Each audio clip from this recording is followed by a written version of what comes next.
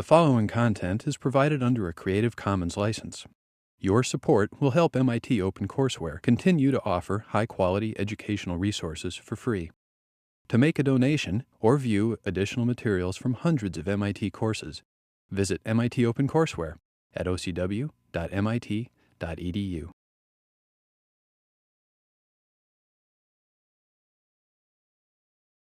Okay, so a couple really quick announcements. On Monday, I mentioned a number of other classes that are offered in the spring if you're interested in game development here at MIT. And I forgot this one. This is 11.127. It's also cross-listed as CMS.590. It's taught by Eric Klopfer and Scott Osterweil. Scott should be in our class next Monday, I believe, to talk to us about learning games. But if you end up being interested in games for learning, games for education, this is a great class to take, and it's offered in the spring. We also have a class, CMS.615, Games for Social Change. It's being taught this fall. So if you're interested, if the topics of the games that we're working on for Project 4 are something that you just find yourself really interested in the next couple of years, those are two classes you can take to explore that further. All right, so I guess for me it's talking for an hour and then after that, teamwork, right? Absolutely. Okay. So today what we're going to do is talk a little bit about aesthetics, about what we mean when we say we want your game to have a cohesive aesthetic. We do realize that the games that we're asking you to make are extremely time constrained, right? We've been asking you not to go terribly much beyond the scope of what you've done before, but what we want to see in your game is a really, really cohesive aesthetic. We used to tell students that we wanted them to put out polished games, but there was a really unclear definition when we used to do this about what a polished game would be. And we also realized that for some students, for a lot of you, you've seen games that are really, really, really polished. When I say a polished game, can you come up with some examples of things that immediately come to mind? Limbo? Yeah, that's the black and white side-scrolling platformer, really, really spooky, gorgeous visuals and sound design. What else? Yeah? All of the Final Fantasy games have really polished UI. Pretty much, yeah. Every single Final Fantasy game for its era is probably the high water mark for production values, right? Not just the UI, but you're right in saying the UI is alive. Whenever you even switch to a different menu option, it does this little animation. One of the only JRPGs that has a really good UI design. I've looked at a bunch of them, and it's Final Fantasy is just way better than all of them. But of course the graphics too. Which is amazing because they change it so much every game. Unlike a lot of other franchises, they change the formula a lot. But also, of course, other things like the animation quality and the music and the voice act. Maybe not the voice acting, but it's Meat Boy. Super Meat Boy. Yeah. Yep. So.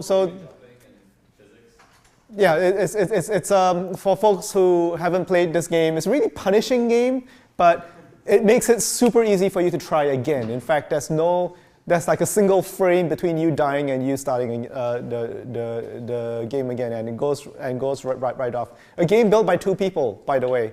It's an indie game, and you can see it in documentaries like Indie Game, the movie, and you can see, even though that they're working on their own, they did spend a considerable amount of time on it, extremely visually polished and musically amazing game as well. Monument Valley for the iOS. Yeah, I can't remember it hasn't come out on Android yet, but it's definitely iOS right now. But what strikes you as polished? The graphics and the gameplay is just very smooth. And the game's kind of like a flat-shaded isometric game. If you're familiar with that 3D concept, it means that things that are far away are the same size as things that are close to you. Isometric, orthogonal projection. Your camera's kind of looking at the world at a 45-degree angle up and sideways. But everything's flat shaded, but it's got incredible art design. It's got art direction, I would say. How all of the characters, even though they basically all have one color, maybe black and white, move with a lot of expressiveness. They're sort of iconic characters, and you immediately sort of recognize what each character is supposed to be, even though the game is pretty much made out of geometric shapes. I call out Hearthstone. Anyone playing that? That's right? Yeah.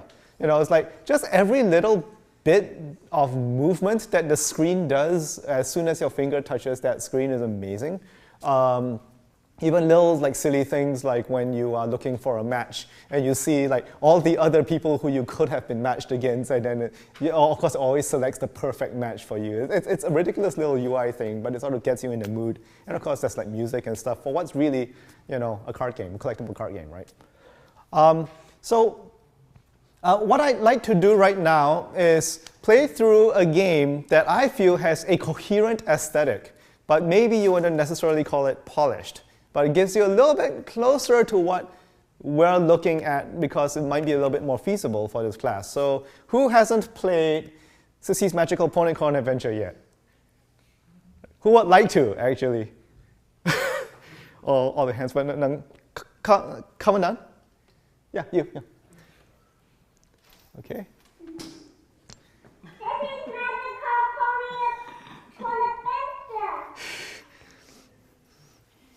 Is that too loud? Is that okay? Yeah.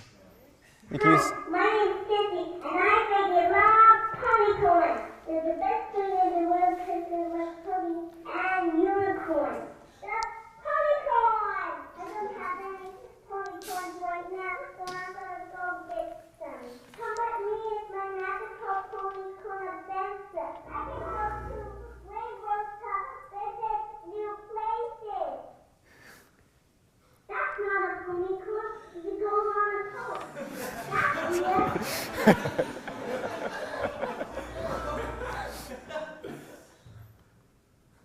Hi, everyone. My name's Sissy. Do you love ponycorn? Me too. Got any dog? Great. If I find any ponycorns, I'll put them in these dogs. This is the empty dog for holding ponycorn. I see new rainbow.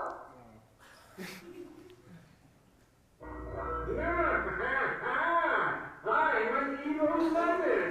What's that? It's your lemon. Now you squirt the lemon juice in your eye, and that stings. Oh no, what will I do? Stay away.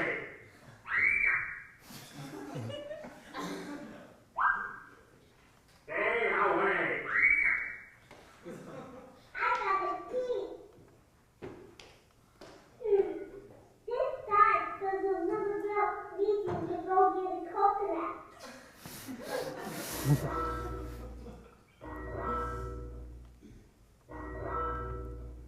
Sir, I am a tiger, and I'm going to eat No, you. you're not. Yes, I am. No, you're not. Yes, I am.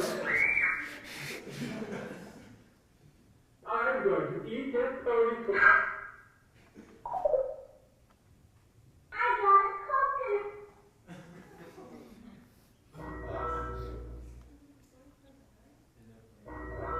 It's a coconut.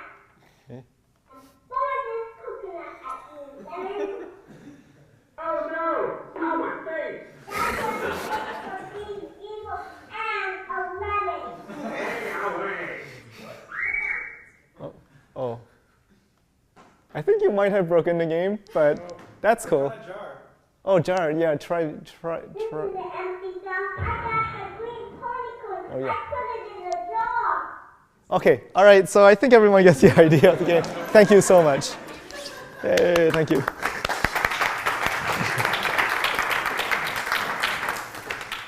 So let me actually switch to my presentation.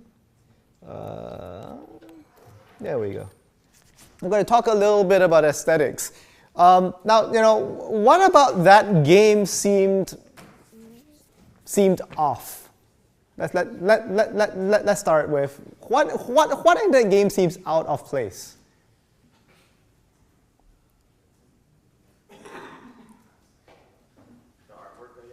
The artwork seems out of place? Out of place compared to the... It is a bit of a trick question. I have trouble figuring out what's out of place. I think maybe the cursor hand actually, looks like this like default kind of browser cursor hand is the one thing that I feel is not really cohesive with everything else. The artwork kind of sets the tone. It's pretty much the first thing that you see. Even before you start playing the game, you see the artwork in the website. And then, of course, when the music comes on, you actually hear pretty much the girl's voice for most of the game. You don't get to you get to about halfway through the game before you hear the dad's voice playing, the lemon and Orange Boy, I guess. Did anyone notice the user interface? It's not obvious at first what's clickable and what isn't. Okay. Like there's no outline could maybe help or something. Mm-hmm. Were there any visual cues that you were working off to figure out what to click on? Things would be drawn on different pieces of paper. Mm-hmm. That was a clue. But in general, clicking on everything is just what I do normally in point-and-click games. So. It is a click everything in the game kind of game. So that makes sense. There is actually a slight little bit of drop shadow behind everything that you can click, and some things that you can click but don't do anything, like the goat on the stick, for instance. I thought I saw another hand over here about the user interface. Anyone? Yeah. Okay. The drop shadows. Yeah. Yep. I don't think there's always a drop shadow between everything you can click on, because I'm pretty sure you can click on a cactus, and the cactus says no drop shadow. Oh, okay. Like our cactus. Yeah. And I was like, oh, that's weird. That didn't give me any indication that clicking it would give some sort of feedback. I forget. Does the cactus do anything? So I think there is a big difference though. Yeah, everything that's crucial to advance in the game, I notice has a drop shadow.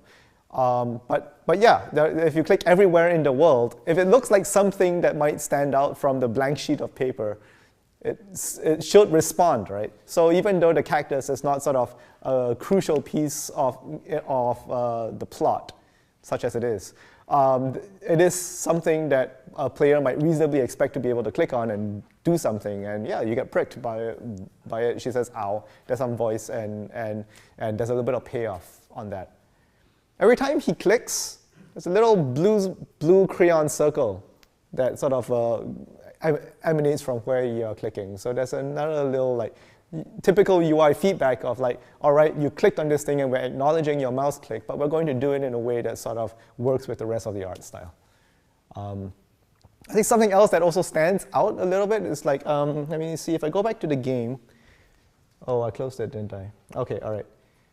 Does anyone remember if the border between the game space and the inventory, was that a straight line, or was that kind of a raggedy thing? I think it's pure straight line, right? Yeah. So that's another weird thing. It's this is a game that's made out of ripped sheets of paper, and all of a sudden there's this hard white line right across. What works in this game? Why would someone want to play this to the end? Which just takes about 5 minutes. It's not terribly long, but. It's sort of all whimsical, and you kind of want to find out what this girl came up with, how what they worked together to create them, basically. The story behind the creation of the game is also interesting. Yeah, it's a father, daughter, but the daughter led the project, basically determined how everything was going to work. The dad just did the coding and some voices, of course scanning and things like that. But very quickly you're introduced things like the goat and the stick. Very, very quickly it just establishes that you're just playing in the 5-year-old logic right now, right? And this whole world is going to work that way.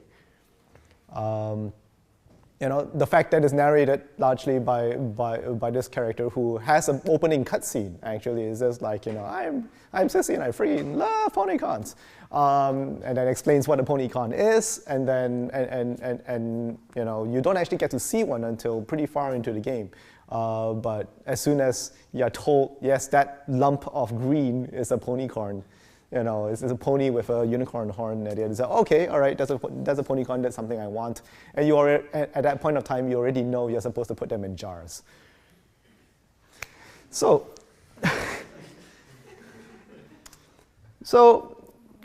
that starts to talk about something that we've already been exploring a lot in this class. It's kind of like the systemic aesthetic, how a person feels when they're playing through a set of rules. In Sissy's Magical Ponycorn Adventure, it's the set of rules as devised by a 5-year-old, but they're actually all internally consistent. When you play through the whole game, you start to figure out, yeah, you know, clicking everywhere is actually a perfectly reasonable strategy because nothing's really going to hurt you in this game. You may get scared, you may get pricked by a cactus, but nothing's really going to hurt you badly, so it's okay to click on everything. And the kinds of decisions that you get to make are more like, you know, is now the right time to use the jar on a ponycorn, or do I need to do something first to get past the lemon or the other bad folks who get in your way? And the kind of rules and the strategies that you have to devise to be able to navigate through your space gives you a certain kind of systemic aesthetic. And you've been working with that since the beginning of the semester. Prototyping, you know, some of you have made games that make you feel very tense. Some of these games, some of the games are more like Zen-like. Some games are more, you know, strategic, and you have to really think carefully about your next decision. And some of them are kind of frantic. And those have all come out from the rules that you devise first on your prototypes, and then you move them over to your digital versions. And that's one form of aesthetic. But then there's also the other kind of aesthetic that we've been talking a little bit when we talked about polish, right? The art direction, the music, the render, you know, how a 3D object is rendered, or even how a 2D graphic is represented. Is it drawn in crayon, or is it, you know, high quality line art, or is it you know, something running in the Crytek engine, and you've got you know, normal mapping and specular lighting, and things look like fire and glass and concrete. You know, do the sound effects sound like they're coming from a place in the world? Do they sound like the thing they're supposed to sound like? Do they sound otherworldly, or, you know, little MIDI notes in the sort of thing that you would expect from a Nintendo game, from an old school Nintendo game? And then there's the things that we would normally refer to as sort of the story of the game. You know, there's the plot of what happens to characters as they navigate through the world, and who are these characters, who are they really, and what sort of emotional development they're going to go through. What's the theme of the game? You know, is it a game about, you know, about being isolated from everybody else? Is it a game about U.S. military strength? I think the theme of Call of Duty is actually America starts wars, England finishes them, which is kind of weird if you look at history. And where is this game set? When is this game set? And hopefully that's clear enough. And I think one of the things that can help is just a little bit of vocabulary, so that when you're talking in your team about what's working in your aesthetic, it helps to be able to put words to it so that people can understand what part of the aesthetic that you're talking about. Are you talking about the things that have to do with your game system, right? Your rules and the logic of your game, and how is that going to make someone feel while they're playing your game? Are you talking about the style, the musical and the visual style of your game, and how things move, you know, how things animate, and how things how about the things you hear?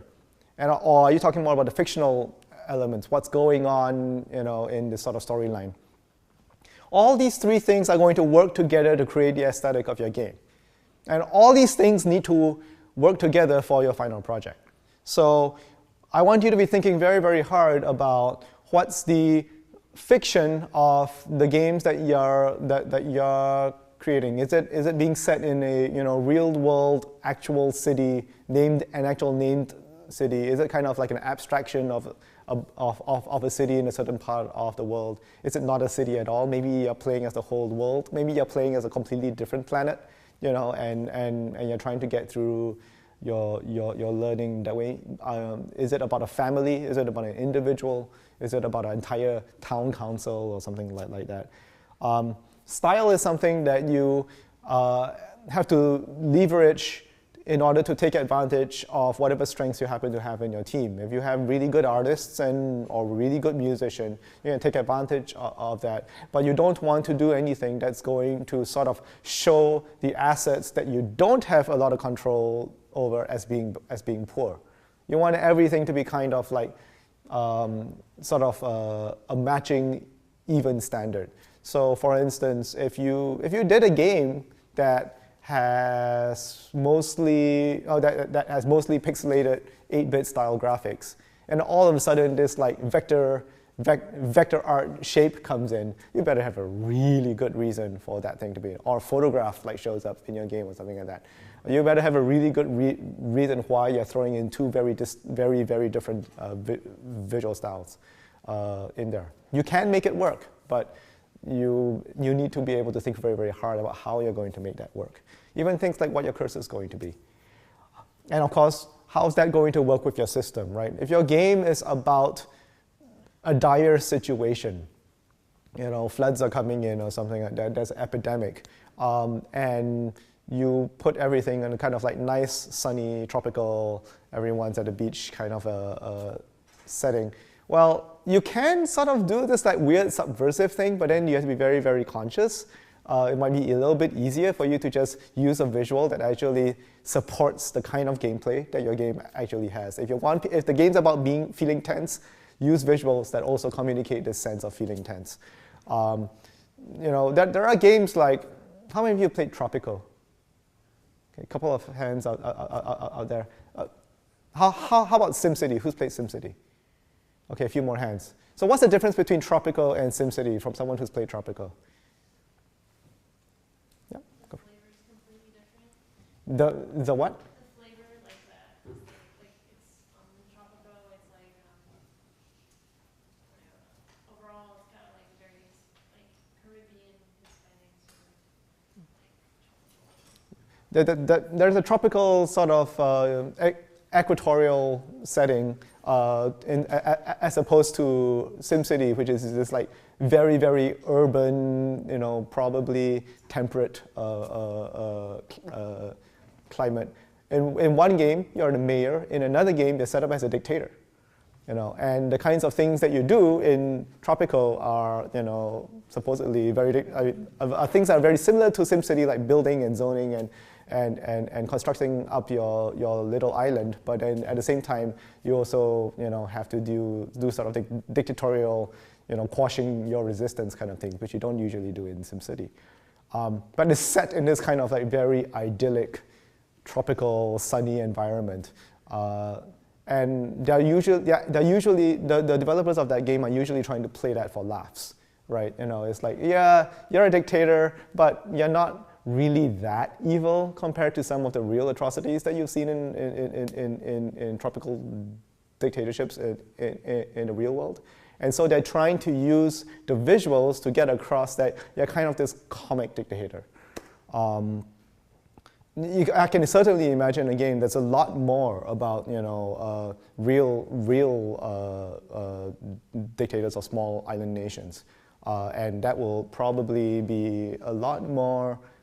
The visuals will probably not be quite so cheery, even though it might be sunny. It will probably be a little bit show a little bit more of the grit of the, you know, of what it's like to live in a very humid, and very muggy and rainy place, right? And try to like play that up so that that aesthetic works with how the gameplay actually is going to work. So, I should expand on that. So we talked a little bit about how these things work on their own, fiction, system, and style. But in between, there are sort of these like domains of game development which are going to draw from both of them, right? The way how a player interacts with the system and the visual feedback they're going to get from that in your user interface is going to also affect how they feel about your game. And it's going to affect that aesthetic. The way how, you know, a certain character has a theme song, for instance, you know, this one character who's been lurking in the background, and you've always heard the theme kind of in the background, and then they show up in front, and then suddenly there's a full orchestration of their song. Things like that are how style and fiction work together, right? You know, this is this particular character's theme, whether it's like Gollum or you know, the theme of one of the big cities in Lord of the Rings or something like that. And of course, the level design of your game itself both has play and both have gameplay implications and sort of fictional implications. When you have a post-apocalyptic racing game looks very, very different from, say, a Formula One modern-day racing game or a horse racing game. And that's going to not only change the way how the game looks, it's also going to change the way how the game plays. You know, it's that debris on the track. You know, is everything very dusty? Is everything, you know, like highly polished and very clinical, for instance? So, and of course, what your characters can do in an environment. You know, if you say someone's a ninja, then I expect this character has ninja-like abilities. You know, it says, oh, you're a ninja, and you kind of punch people in the face in, you know, sort of one-on-one fisticuffs. And it's like, that's not a ninja. They're thinking of something else there. Maybe you shouldn't call that person a ninja. So we've looked a little bit at sissies. I want to show a couple of other games that I feel do really, really nail a cohesive aesthetic on a very low budget. Just for the sake of time, I think I'm just going to bring them up without asking people to come down and play. But how many people have played Thomas Was Alone? Yeah, just again. Oh, about 5 people. Okay. Oh, there we go. Okay, we're just loading up. Cool. So this is a game that's mostly about rectangles.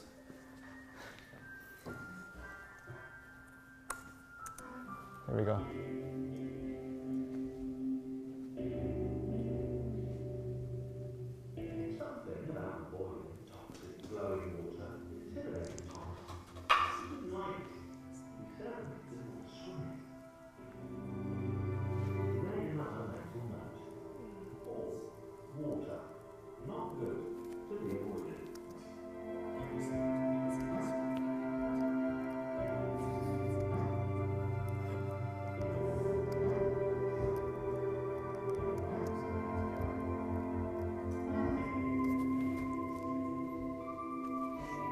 I'm glad I'm not making you play this because this is really giving me a crick in my neck.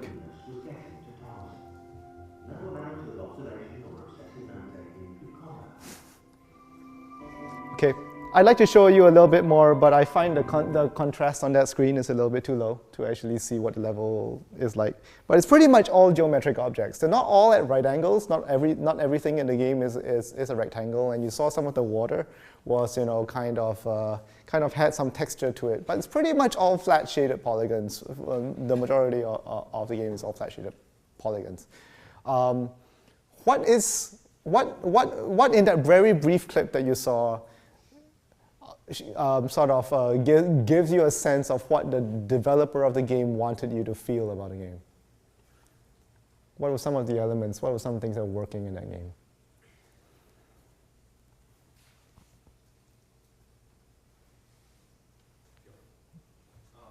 There's a lot of empty space, and it sort of adds to like the environment of being alone. Yeah, you're very, very small in the screen, and compared to the rest of the screen. The music Mm-hmm. also giving that same impression, but it's not too depressing because you've got this sort of story-like quality. Like the Dow's level 0.8, so like presumably you're going to get to the part where he's not alone or whatever. Mm-hmm. Yes, Thomas was alone, not Thomas is alone. Yeah.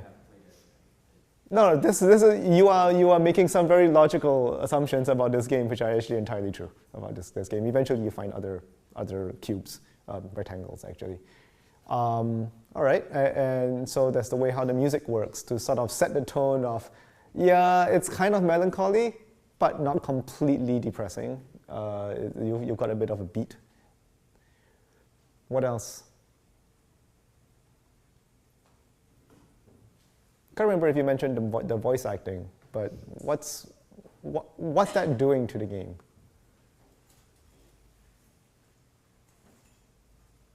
First of all, who's speaking? Is it a cube? Some external narrator, yeah. So that's this, and what does that imply? What does that tell you about what this game is trying to get you to feel? Just what comes to mind? Say what? That it is a story. This is actually more of a narrative-based game. Yep. It makes you feel like sort of isolated, like you're being spoken to by something far away, almost non-existent, and you're sort of by yourself. So I think there is a little bit of the game that you're kind of being observed by this third party that's not actually part of the story, but is relating the story of this rectangle. So you're alone, but not exactly, right? You know, there is this third party there which is there to tell your story, and somehow this story is going to go places as suggested by the music, but also as suggested by some of the things that he says. That, you know, he makes mental notes for the future. That, you know, even though the mental note is kind of a silly one, that implies there is a future, right? Yep. Makes you feel empathy for the character, even though he's just a rectangle. Yeah. Actually, let's talk about the rectangle. You know, what does the rectangle do when it jumps?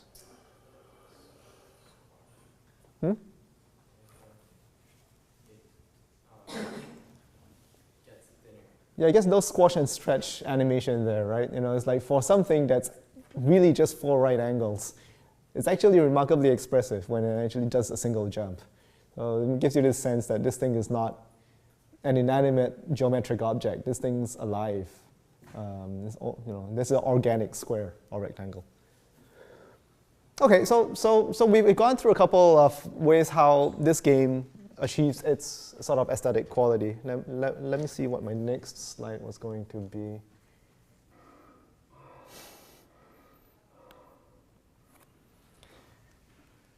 All right. Oops, darn it. There we go.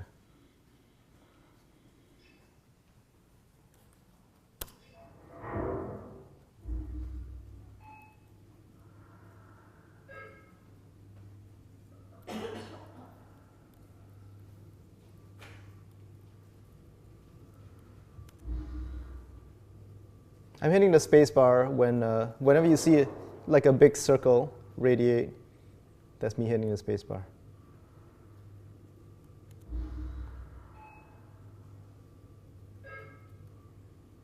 That's done.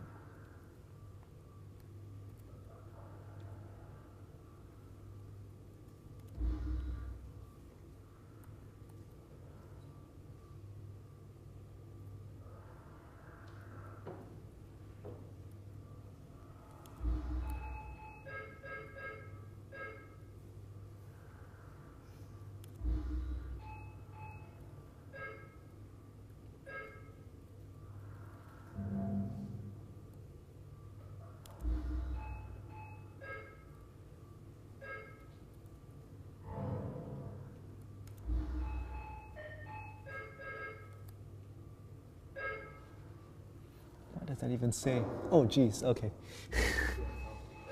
Okay.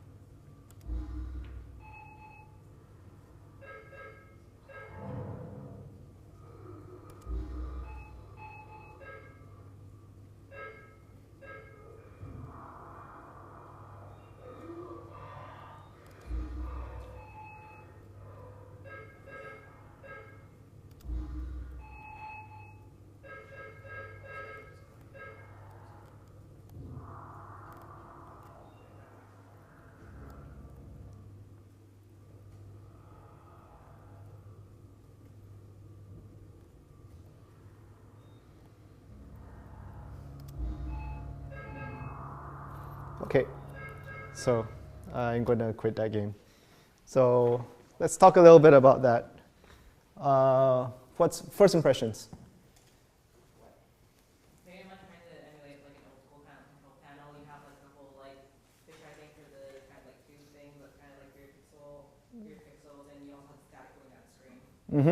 So there's like some sort of vertical hole jittering going on. And actually it's kind of, doesn't look like it's a flat screen, right? It looks kind of a, yeah, a little tube shape to it. Yep, that's a good one. What else? That's developed by one guy, by the way. You keep breathing the whole time, so it kind of makes you feel like claustrophobic, like you're in a small space, looking at this monitor. Yep. So the fact that you can hear your own breath sort of gives you an impression of the space around you, which is simultaneously really, really small and really, really large at the same time. You know, you're in this tiny little thing, but there's huge world outside of there. What else? Is there any music? I didn't get what the objective was, but it kind of sounded like you're some kind of spaceship or something. You're astronaut in some kind of spaceship or something. You're trying to search for air. Yeah. So let's say, okay, air is important, and there's a lot of things that remind you of that, right? You have the breathing sounds, you have the things in the world that are sort of poking that you can pick up. There's a little oxygen meter. I'm not so sure if all of you saw that. There's a little oxygen meter that's constantly running down, and the sound of your breathing changes depending on how much oxygen you've got, or if you pick up an air pocket and then you can breathe. What else? Okay, so you said spaceship. A few people said spaceship. What else gives you the impression this might be a spaceship? Because the game never tells you that you're in a spaceship. I actually thought it was underwater. It could be underwater. So what's the evidence for each? Yeah. So for the underwater, whenever you press spacebar, it kind of looked like a radar sort of pulse. It's kind of like the sonar ping, yeah, which is something that you expect to do underwater. But what are the things that remind you of space in this game?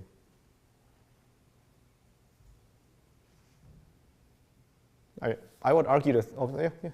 Some of the objects on the screen look like they could be stars before you They look like constellations, right? There is that issue when you're trying to turn around, you can just kind of stop, and it almost seemed like you're doing something thrusters or some kind of concept like that. Yeah, there's a lot of inertia in changing your direction. Yeah.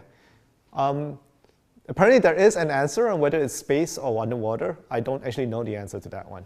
But they're both plausible conclusions from actually nothing that the game explicitly tells you. All of that you derive from hints, from the aesthetic.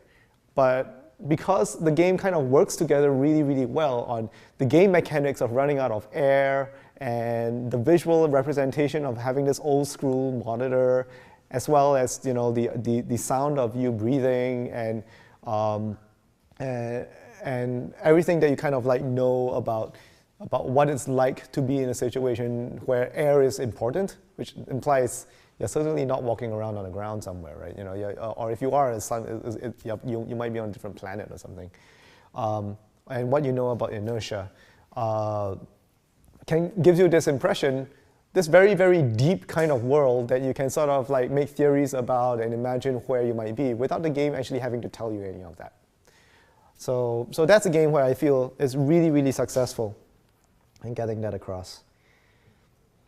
This next one, I'm just going to play a demo. This is DEF CON. It's kind of like a real-time strategy game, only on a sort of like global thermonuclear war kind of scale. Oops.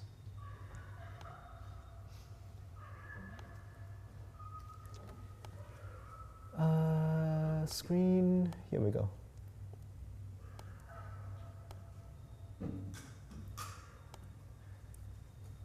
Is this 1280 by 800?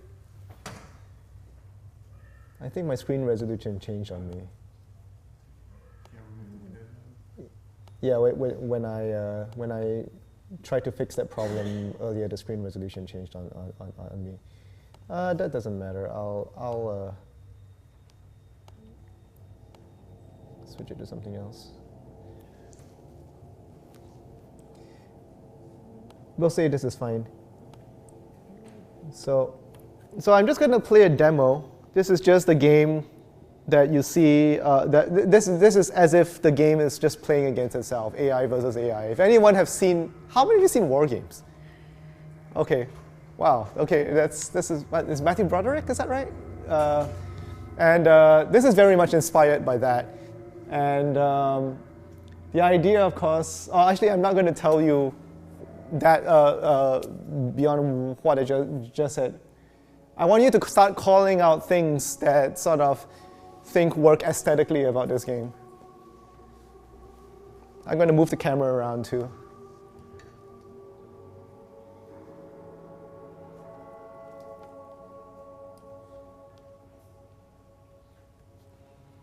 This is an actual game that you're watching right now being played with the AI playing against itself.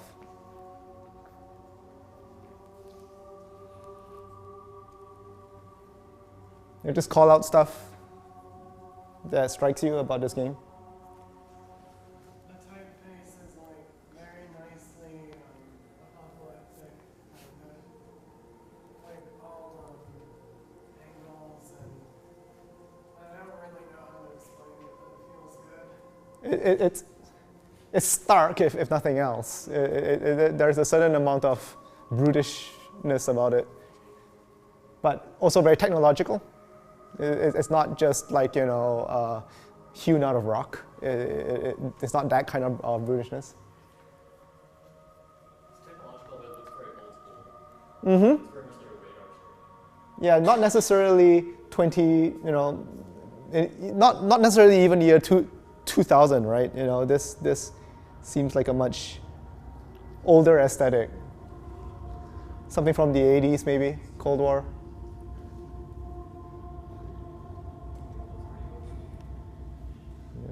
Scroll over to something a little bit closer. No one's in America. Okay. This is Continental War. What else?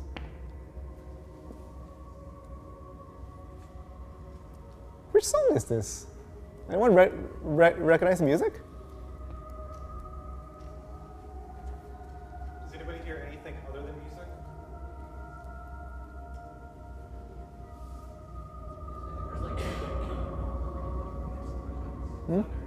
Thunder? Is it thunder? Where do you think this little klaxon, really soft? Where are you? Where are you supposed to be while you're playing this game? In a war room? Underground? Several miles underground, maybe? It's a disturbing game. The music, I believe they're all it's all like classical music, but it's heavily filtered through a lot of sort of audio filters, giving it sort of a reverb effect. In the sort of sense that you might be hearing this inside, a small enclosed space. There's a little cassette player inside your bunker somewhere. What about, so besides the font, what about the UI? What about the UI seems to be, the way how the units are represented?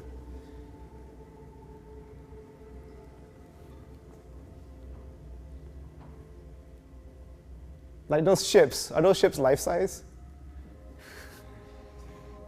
They're not, right? They're not the size of several cities put together. These are sort of abstract representations. These are sort of army pieces that you're moving on a board, only it's a digital board, that represent armies that are out there in the water or flying through the air, squadrons that are flying through the air somehow. So I'm going to quit now. So DEF CON is, again, a very small team, I think less than 5 people. At least when they were less than 5 people when they made DEF CON, now they're making other games. It was one of the first successful games by Introversion, which is the name of an indie developer that did this. And yeah, they explicitly stated that this is very much inspired by War Games, the movie, where it's about global thermonuclear war. It's about, specifically it's a movie that was done in the 80s, so it's very much about what global thermonuclear war would have made sense in the 80s. Obviously, I mean, the graphic representation of what you see in that game is a little bit higher end than what you would normally have had in the 80s, but they're trying to sort of not necessarily represent things realistically, but sort of how things as Hollywood might have seen it. And even the marketing of the game says, I believe it's Everybody Dies, or something like that. Or and you can't really win that game, right? You know, this is what the packaging of this game looks like. I think if you go to Steam, this is what it looks like now. Uplink is another game by them. It's worth checking out. It was a game. It's a game about hacking, and if you look at that, you will see all the same sort of 80s influences. But it's not about launching missiles at each other. It's about breaking into bank accounts and changing your school grades and things like that. Finally, this is a game I actually do want people to play. So who hasn't played? All right, I want to volunteer. Come down and play this game. No, come on down. Rachel Bondies and Alvin Cloud, 2 lovers entwined in an awkward embrace. This is from Boston, by the way.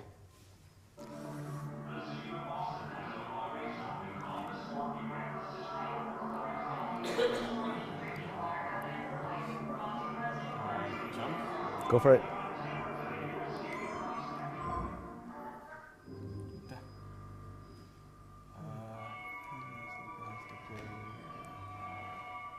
What can you? Stage, I don't know. Earlier,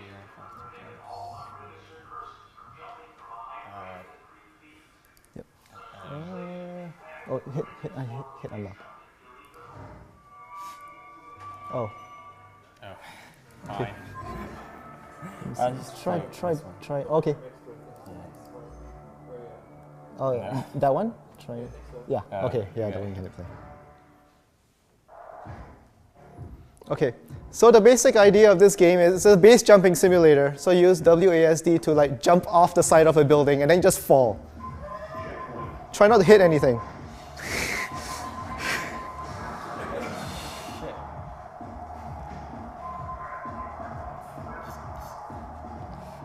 But try to get as close to things as possible. I have to. Because that's how you get points.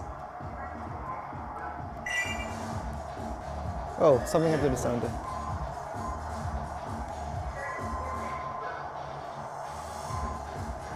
No. Ouch. Is this an endless mode? I don't know. Yeah, this seems like it is. No.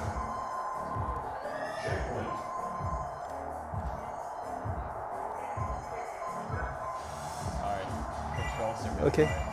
Try hitting spacebar. Oh wait, no. Not yet. Wait, oh no. Let's go. It's fine. All right. Now try to land in that little circle, Yeah. little red circle behind that building. Yep.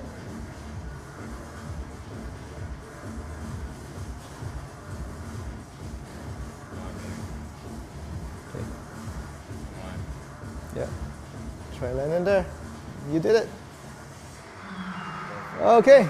Thank you. Thank you. Thank you.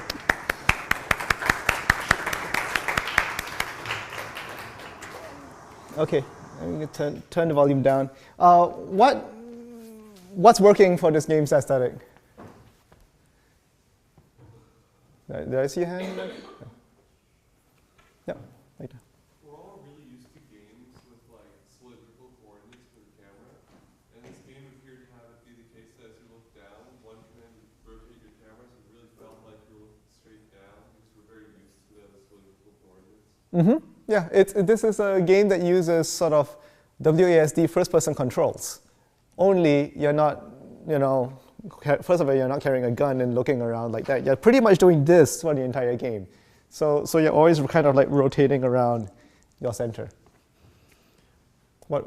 So that's a systemic decision of how the controls work. Checkpoint restart kept things moving really fast Mm-hmm. when you screwed up. Yeah. So it's like, survive to this point, get to the next checkpoint, and things are actually flying past you at a pretty high rate as well. What else? Music, art, storyline. The building's upbeat music. Mm-hmm. There's something like as soon as it started playing, started like tapping your foot. I think the music, does it start the moment your foot leaves the first building? I think there are some levels where it does that, where the music only starts the moment you jump off the building. It's like you can stay on top of the building as long as you want, but nothing happens, and then as soon as you jump off, the music starts. It's sort of like so it's like, all right, now you're doing something that you should feel exciting, so we're going to excited about, so we're going to play this exciting music at you. Yeah, there's this very strong sort of rushing sound, and you're getting other UI sounds as well. Those are the things that are actually giving you. Those are the things that are actually giving you points, getting close to other buildings, and so there's some visual feedback. The game menu before it started was really confusing. There was just way too much. I don't think that was working very well. Yeah, the thing is, I played a bit of this game, so it's not. It normally like directs you to the first thing that you can click really clearly, and then at some point of time it stops saying now it stops leading you to a linear path. So you've got this whole grid of different things that you can do. Just choose one. So admittedly, the game UI may not achieve what it's trying to do. But what do you think it's trying to do? Even if it fails at it. So like here's this like ridiculous grid of all of these different things that you can do, but maybe some of them are unlocked, or some of them are still locked, and some things are still locked out. Like what's the point of showing you all these things that you can't do? Try and motivate you to unlock them so that you can do them. Right. This whole idea is that it's the same idea of in Zelda. Sometimes you see this heart in a location which you know that you can't actually get to yet. But the whole point of that is to make you want to get there, and that's what the unlock system in this game, I believe, is trying to do. It wants to give you an incentive to keep playing because there's all this other content that you haven't seen yet, but you kind of have a clue that it's out there. At the beginning of the game, there's a little narration actually that you may not have caught. It says like the city of Boston has outlawed base jumping. So there's a whole idea that what you're doing isn't actually sanctioned by the authorities. And eventually that you get these commands later where you can like flip off people while you jump off. Unless they happen to be your fans, and then you give them a thumbs up, and then, yeah. So, there's a sense that what you're doing isn't advisable. This is not supposed to be just how the future looks like. This is like, even in this like weird future where you have these mega skyscrapers that go all the way into space, this is still not a good idea, but you're going to do it anyway, right? That's what this game's about. So, it's a 3D game. This one was done in Unity, actually, although it was a port from a game that wasn't originally developed in Unity. So you can think of the very first version, which is just called A Reckless Disregard for Gravity. Is that right? Yeah. That game only runs on Windows, and then all the versions that have come since then all run on multiple platforms because they were developed on Unity. Including Oculus Rift, the Oculus Rift version of that game. You can imagine how that will work. Anyway, so something that I want to end on today, and just a second presentation very quickly. Actually, you know what? I've been talking for an hour. Let's do a quick break. Yeah, and we'll come back in 2:15? Yeah. 10 minutes. Yep. All right. Let me see. Am I on mute? Okay. So what I'm going to do now is I'm going to have your groups actually have a discussion about what you want your game mechanics to do. And the reason for this is because I feel that a lot of you probably are decently equipped to talk about what you want your storylines and your characters or your art style or your sound design to achieve in your game. And the reason for that is we've seen a lot of movies. We know how we react to music. We realize what visuals have on sort of human emotion. But I'm not sure if you've had this discussion yet in your team about what you want your mechanics to do aesthetically. What kind of like experience you want to generate for the player. So really is what you want everything in your game to do, but right now I'm asking you to do a discussion about what you specifically want your games to do. I'm going to throw some words at you to help you be able to frame these ideas inside your team. The first is that, is this a game? How many of you feel like you're making a game that's kind of about strategically outwitting the game system? Like being smarter than the computer, basically, or being smarter than the game designer. That's how you win the game. No? How many of you feel like your game is really about some random thing happens and now you have to deal with it? Okay, let's see a few hands out there, maybe. And some of you don't know where your game falls in that, in that spectrum. Of course, it could be a bit of both, right? A French writer named Roger Caillois came up with a categorization of what these different kinds of gameplay could be termed, and he came up with Agon and Alia.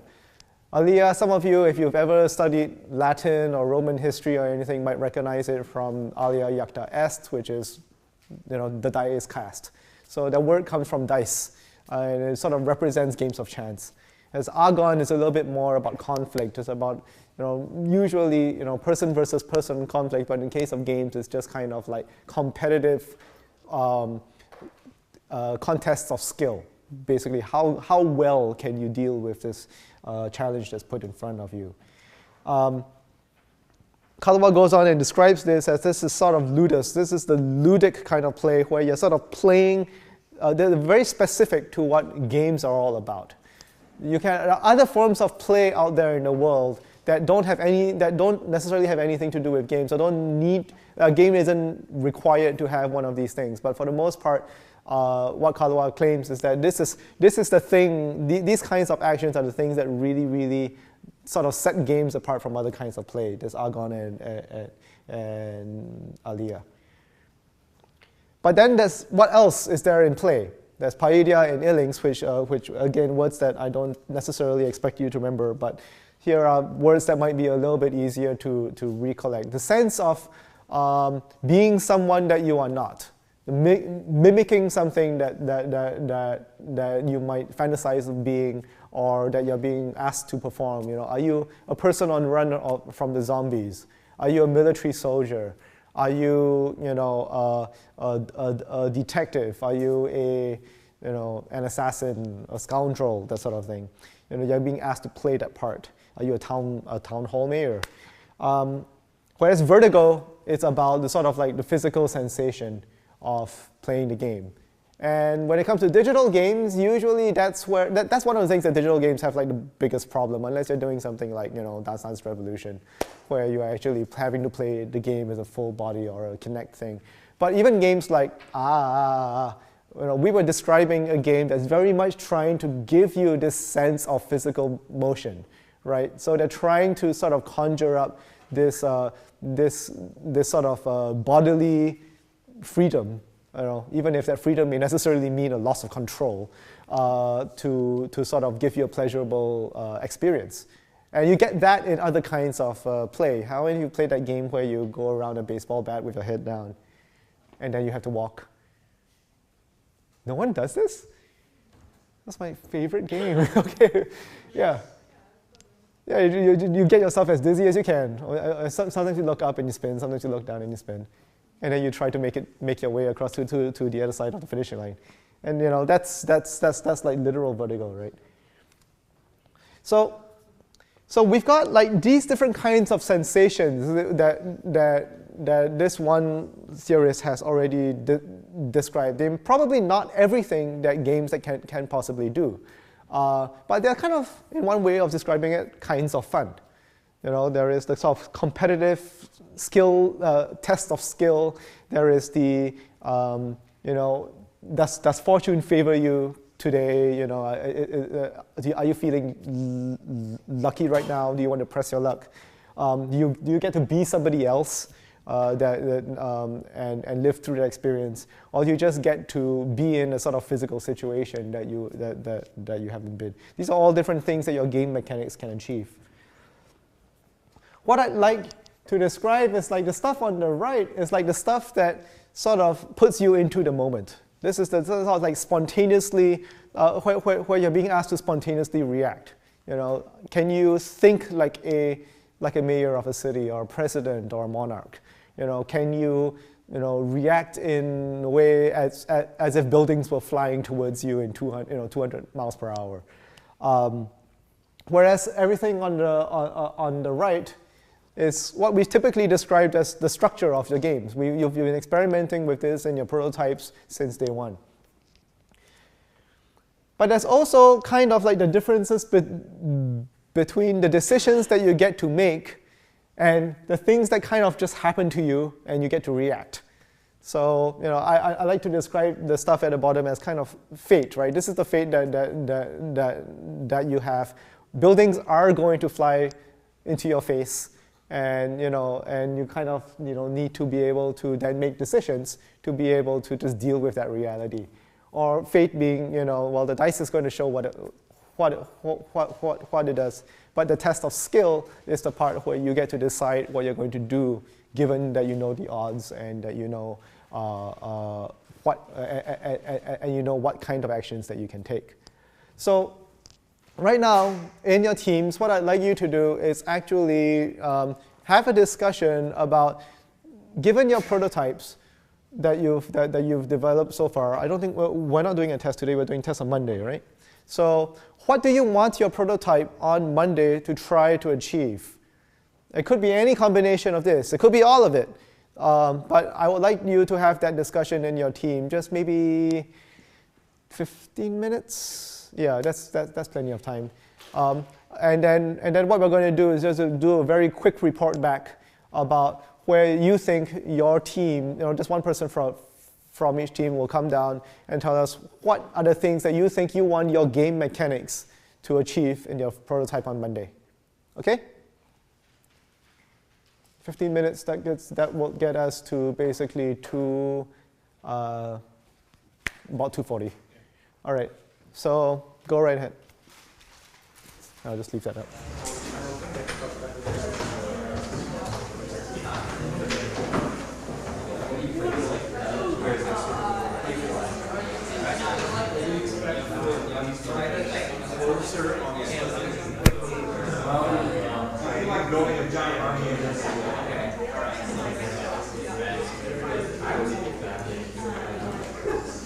So our game as it is right now, you're basically playing like a child or an animal, we haven't decided. And you're basically going to go around town like figuring out this mystery. So you're kind of playing like a detective type story. So based on the slide, ours is more like structure and decision. So it's going to be sort of a competition against the computer, where you're trying to figure out this like mystery of what's causing cholera, or what's causing people to be sick. Actually, you won't know that it's cholera. So yeah, that's basically where our game stands. Okay. All right. Cool. Thank you. Very analytical detective game that you're working towards, and that's what the prototype can test on Monday. Who's next? Come on up.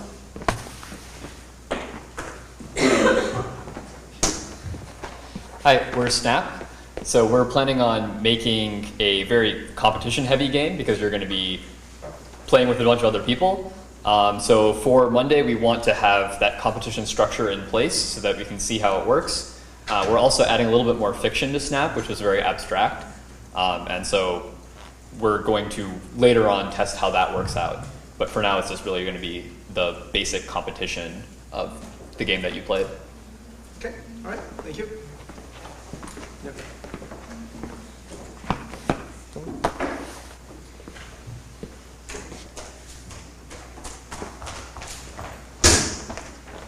So for Heatwave, we're mainly going to focus on originally decision, deciding who you're going to help and how long you're going to try and convince them to drink some water or go inside. There's also going to be a small aspect of fate because you can spend 10 turns trying to convince a person to go inside, and at the end of the 10 turns they say, no, I don't want to talk to you anymore, I'm not going inside. So decision and fate.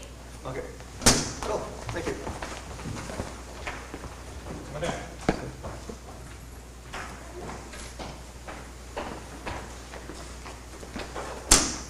Our team is working on forecast-based financing. So because we're about planning for disasters, our game is pretty heavy on chance. But what we want to teach the players to do is to use planning and forecasting in order to reduce the effects of that chance and sort of gain valuable skills in mitigating that. Right. So it's very much on the right side of this screen. Yeah. Okay.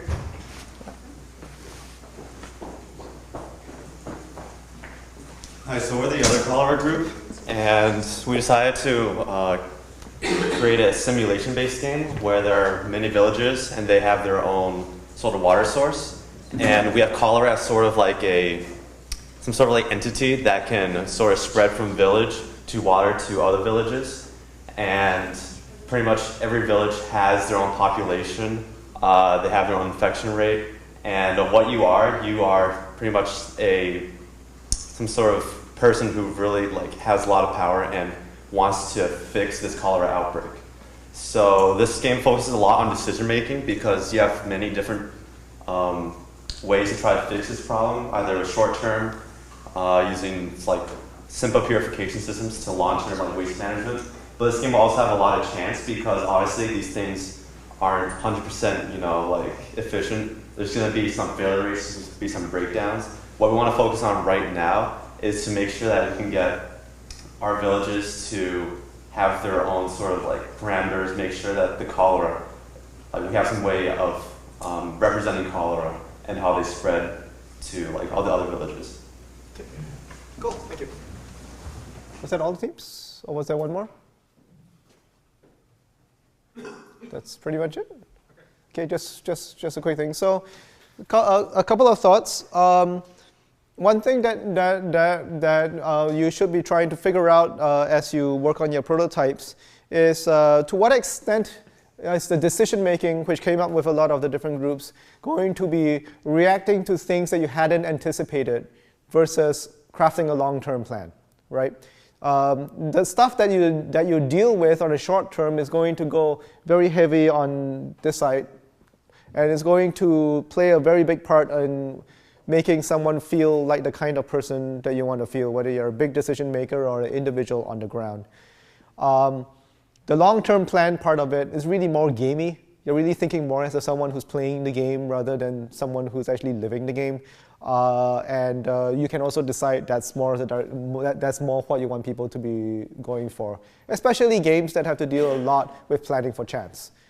Now, just because you have random numbers in your game and probability rates and everything doesn't necessarily mean that you have that your game is all about chance, even though you have these things in your system.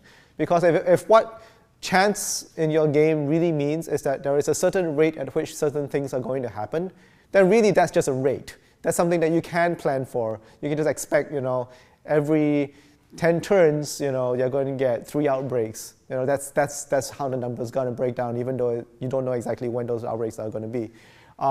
And if your game is where every single one of those times where chance hits is really catastrophic or really, really beneficial, then you've got more of a game of chance. If it's sort of thing like a certain number of these things are going to happen at a given rate and you just have to plan for that rate, then it's really not really chance anymore. It's more about that skill-based test of whether you can plan well. So again, always keep in mind, what do you want your game to feel like while you are trying to figure out whether your simulation is right, whether your facts are right, whether this is actually what happens with the diseases or the catastrophes that you're dealing with. Also keep in mind, this is what you want your game to feel like, and make sure that's also informing how you're designing your game mechanics and your art style and your storyline and your characters and so forth. That's what I got to say. So administratively for Monday, we have a lecture in the morning about games for learning. Then we're going to do play tests, and then at the end of play tests, we're going to do the 2-minute presentations, so that when you're play testing, even though we heard a little bit about what your games are, we're not completely, like, we'll still be a little naive when you're playing your games. We won't know exactly what's going on within the games. In that 2-minute presentation, we want to know a lot about process, so let us know how you got to the point where you are now and where you think you're going. I believe product backlogs are due at that point too, so use your product backlog as part of your telling us what you're planning on doing on your projects. I know a few of you have come to me and asked me about certain aspects of your projects that might not be answered by the resource materials that we've given you. So hopefully you've read through the resources and you're finding some of your answers there. If there's any questions you have that are not being answered by your research, email that to videogame-bosses and we'll forward that along to the clients. I'm working to get them to allow me to just give you their email address so you can contact them directly. I'm still figuring out who exactly for each of those projects that's going to be, but that should be solidified by Monday. But things to look out for that might not be answered in your resources are cultural sensitivity, particularly because of who your target audience might be. So if you're doing anything graphical, if you're doing anything representational, really think hard about who it is playing the game, what kind of cultural background they have, and how are you representing it to them? Are you doing it both authentically and also not patronizing them? It's going to be a really hard challenge for you. We don't expect you to actually solve it this semester. We expect you to come up with some ways to figure out how you might solve it in the future, and that's kind of what we want to hear about in some of these presentations, or how are you solving those kind of problems. Any questions before we let you go and let you work in your teams? So, can you give us an idea of how much time we'll have in class to work with our teams so we can better plan? Hour and a half. Today's we went a little bit long today, about 20 minutes long. That's not my fault. I'm sorry about that. Blame him. But hour and a half basically. If there's a guest lecture, those tend to be an hour long, and then that would be 2 hours long. If it's not a guest lecture, we tend to ramble, so hour and a half. Also, part of that is because we start class at 1:10, that kills some of the time. So if you want to come into class at 1 and be in your teams and work on your teams, and then we yell at you to shut up, that's fine. That's actually good. You're using your time well. Yeah, you can come in at 1 and then do a daily scrub, and then we actually start class. Yeah. Any other questions? All right, so I'm putting these materials up here. And also a reminder, the play test, if we weren't really specific about it, we are expecting low fidelity prototypes, but it could be digital or paper. It's really whatever's useful for you, that's what we want to see tested.